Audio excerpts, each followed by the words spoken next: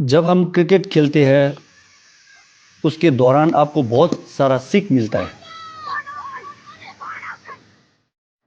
Look, I think for me, life and Test cricket are very synonymous. R. Ashwin is someone who's organic. Why do you play? What is the ambition? Shane Warne very famously quoted that good cricketers, a very good cricketer has about 30 to 40% success in his entire career. I would say my greatest break from the game itself is in the game. If you just periodically try to manifest something and go very hard on it, it never happens.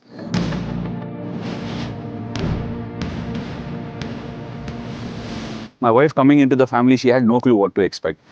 Then she was like, okay, what do you do? Just because somebody tells me I need to have a life beyond the game, it doesn't mean I cannot stop loving something that I love, right?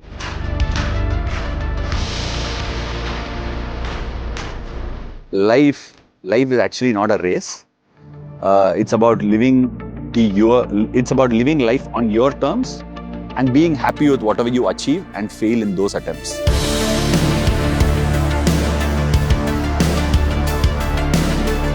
I had no clue when I began my international career if I would end up playing 100 test matches, you know. Success and fulfillment are both just jargons and I don't believe in them.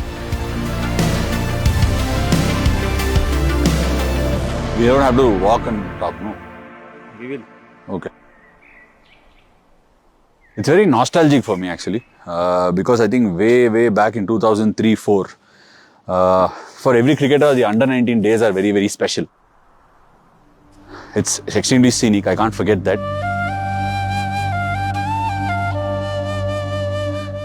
It's a wonderful place to come to, a very peaceful one. At the same time, for me, it means memories.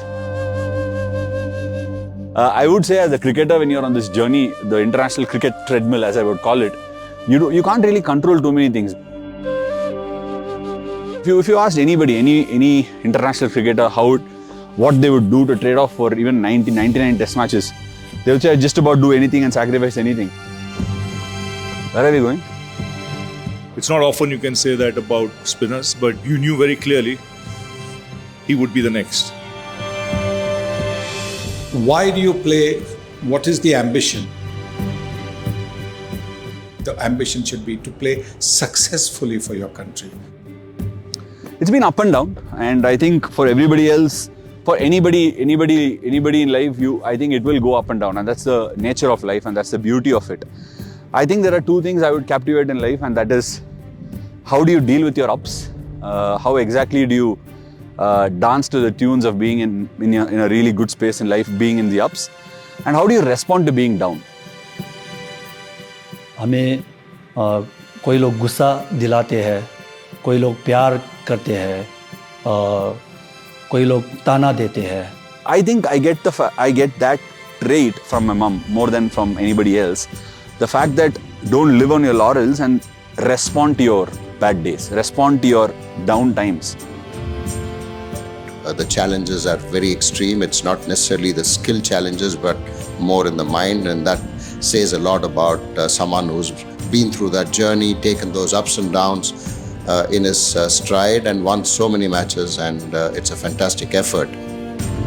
It's easy to say that I've gone through ups and downs, I've had to respond all the time, but a family of 4, 5, 6 people having to deal with everything that I go through on a day-to-day basis and yet keep it a secret away from me and what they go through.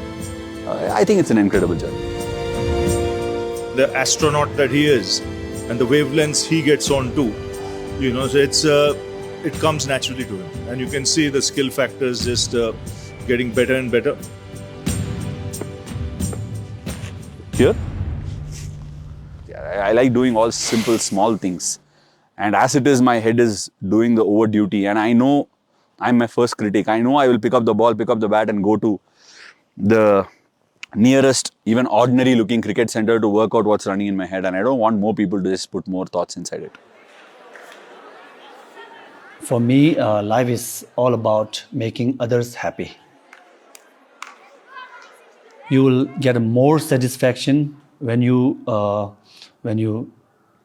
make some differences in others' life.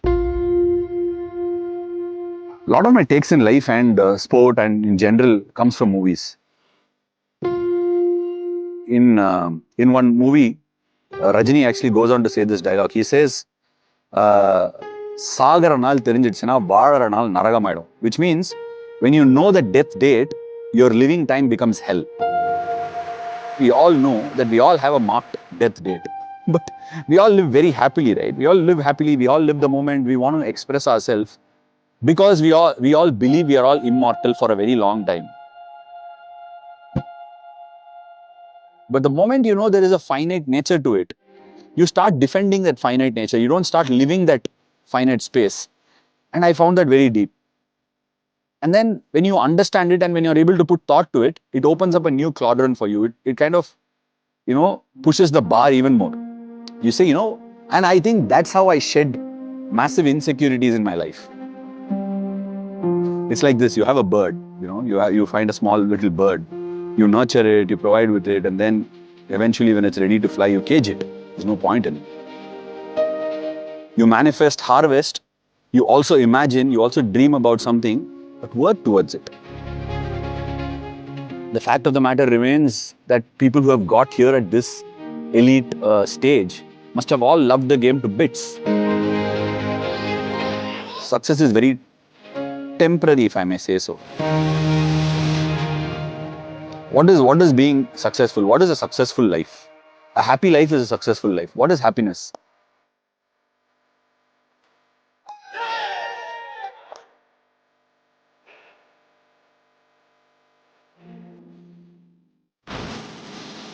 For me, happiness is actually being with the people that you love and have a good laugh over things and have a good time.